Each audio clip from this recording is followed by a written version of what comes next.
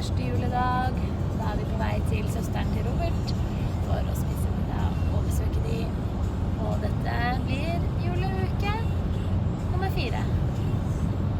Sovet du godt i natt, eller? Jeg sovet godt i natt. Ja. I går på julaften var ungene oppe til klokka 10, og det var mye pakker. Og det var egentlig veldig hyggelig. Det var hyggelig. Ja. Det var hyggelig.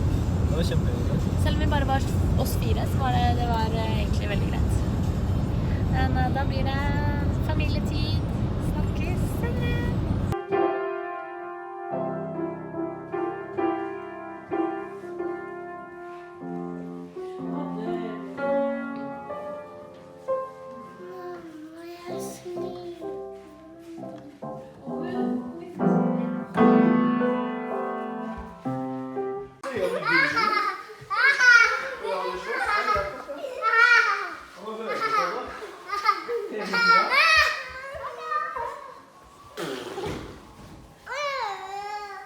Han vet ikke hvordan han skal sette seg da.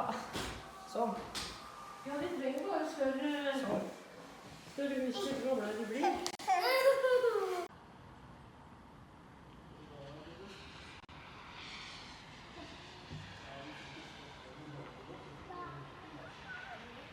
I morgen skal vi ha pinnekjøtt. Så da må vi vanne ut pinnekjøttet. Da gjør man så her. Putter oppi kjelen. Ja. Vi må vanne ut det fordi det er så salt. Ja. Så da skal det vannes ut i 24 timer. Nå kommer jeg. Det lukter litt bra. Unnskyld, det var mammas skyld. Gikk det bra? Ja. Bra. Skal jeg si det? Ja, hva skal du si? Er du flink til å gå på skøyter? Ja, Er du? veldig. Bra! Og så har vi blitt litt bedre og litt bedre og litt bedre. Helt til 7. 7 ganger bedre. Det er bra. Ja. High five. Ja. Ofte.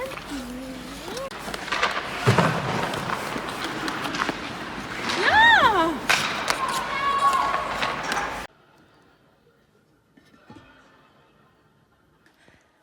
Nå har vi vannet pinnekjøttet i hvert fall 24 timer. Nå skal vi begynne å koke det, og da skal det koke i 3 timer. Så skal jeg lage kålrabistappe og poteter ved siden av det.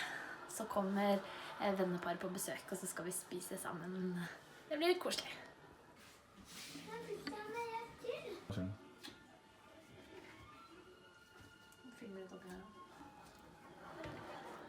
Det blir nok kjøtt da, tror jeg. Jeg har kanskje tatt vann oppi Først, ja. først.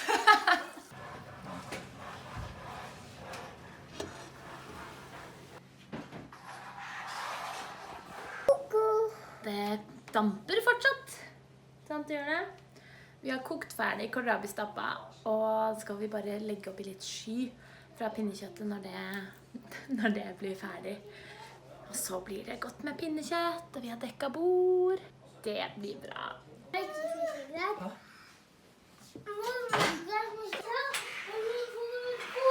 Ja, vi har også vært en tur hos bestefar og spist julemiddag der.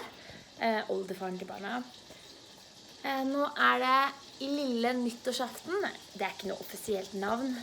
Jeg har pakket ned juletreet. Fordi det har begynt å dø. Det er helt stivt og ekkelt. Så vi skal ta det bort. Nå har jeg begynt å forberede til nyttårsaftenmiddag. Vi skal ha tapas.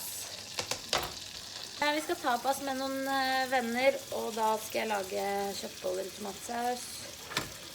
Og vi skal ha litt eggerøre og annet kjøtt og diverse. Og da lager jeg masse av det i dag, fordi jeg får ikke tid til det i morgen. Så det blir hyggelig. Og det blir egentlig det siste som kommer på denne julekalenderen, julevloggen. Det blir nyttårsaften, tipper jeg. Ja. Får dere se hvordan det blir da. Jeg har laget ostekake med pepperkakebunn. Nå skal vi ta på gelélokk.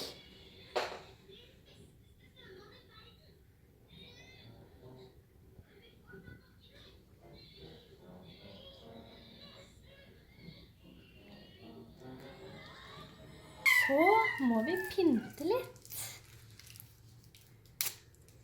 med pepperkaker, skogsbær og bringebær og polkastenger. Og så er den klar for fest.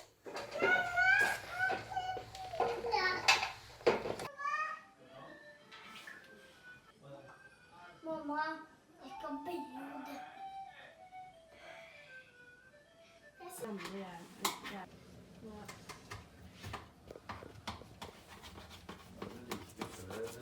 Det smeller. Hva var det sist? Det er tapas og nyttårsaftenmiddag nå. Du er så flink blitt. Takk. Satan har blitt flink. Ja, det er bra.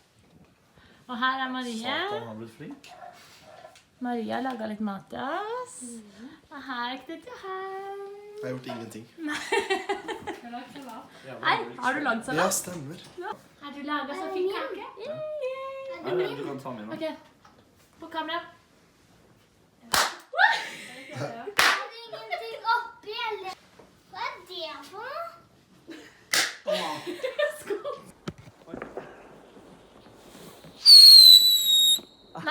Er det sånn hylere? Jeg fant det snart. Var det gøy? Ja. Fiskebø! Ja.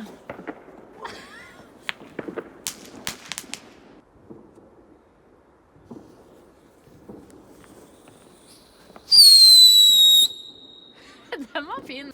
Er det bra? Happy New Year. Jeg har det så bra nå. Owen, var den fin, eller? Ja. Ja. Kan man ta den i Godt nyttår.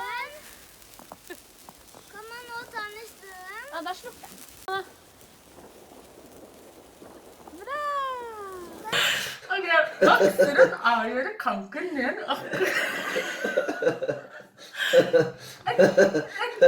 Aksel! Jævla dårlig. Gruer. En fugl. Duer. Nei. Gruer. Gruer. Gri. Gribber. Ja, uten Uten nevn nebb. er Er. uvanlig. Uvanlig. Et travelt garskap. En frekk flue druknet i fiskesuppa. I fiskesuppa? Ja. Den er på den blå. Den blå? Det er spy eller fersken. Lykke til, da, motherfucker.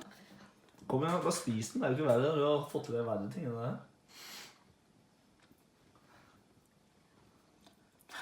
Nei.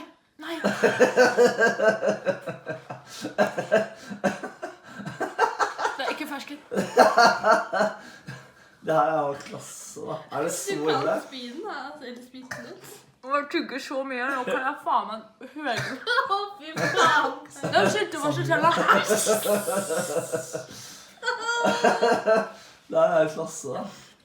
Det er jo ikke så jævla vondt. Det er det beste jeg har sett! Ta sprit.